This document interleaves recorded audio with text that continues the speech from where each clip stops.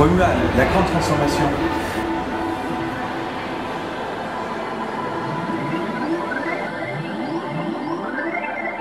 C'est le titre du livre. Le monde change, l'organisation de l'établissement scolaire change, les pratiques professionnelles changent, les acteurs changent. Mais cette transformation, elle n'est pas uniquement, elle ne se fait pas dans un contexte local, elle ne se fait pas uniquement au niveau national, c'est une transformation qui concerne le monde dans son ensemble. La grande transformation, c'est bien quelque chose qui est en train d'advenir en ce moment, qui en masse critique se compte non plus en dizaines, mais se compte en milliers de cas, les milliers que nous avons recensés. Créativité, Autonomie, ingénierie, évaluation, direction collégiale, développement professionnel continu.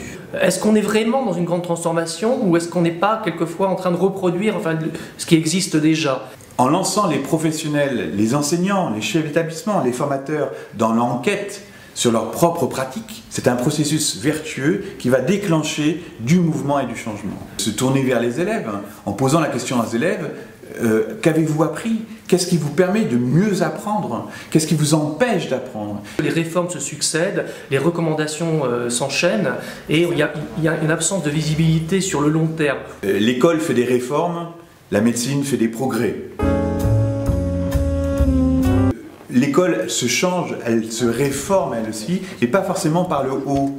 Que la réforme peut passer aussi par l'intelligence des acteurs sur le terrain. Mais l'intelligence collective aujourd'hui, elle déborde l'établissement scolaire, elle déborde ses frontières, elle s'élargit à des partenariats, à un travail en réseau avec d'autres établissements. Un travail de communication horizontale entre les personnes, entre les catégories de personnel, entre les écoles, entre les équipes, est quelque chose qui permet de changer très vite, très rapidement et durablement les choses. Le réseau respire de l'innovation, le changement dans l'évaluation des élèves, comment on passe de la notation à l'évaluation par compétence, comment on passe de logique de notation sélective, de tri finalement que l'école française a pu faire, à une démarche beaucoup plus étayée, beaucoup plus accompagnante pour les élèves. Accompagnement. Mise en réseau des établissements scolaires. Soutien à tous les élèves. Apprentissage professionnel. Communauté d'apprentissage.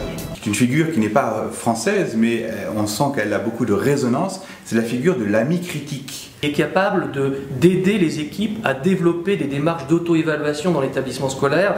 Et une démarche pédagogique, même si elle est collective, lorsqu'elle est accompagnée et évaluée, elle met 4 ans véritablement à se transformer. Donc il faut du temps aux équipes pédagogiques pour réfléchir collectivement, pour se construire une culture professionnelle nouvelle. Un des concepts très forts du livre, et qui est un élément de modernisation important pour la France et pour le système français, c'est le concept de développement professionnel.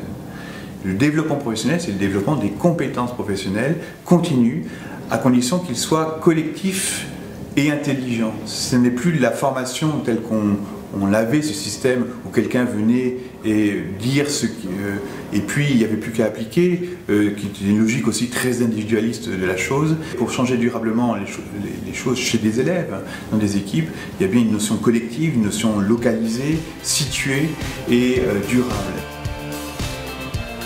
La classe est notre monde.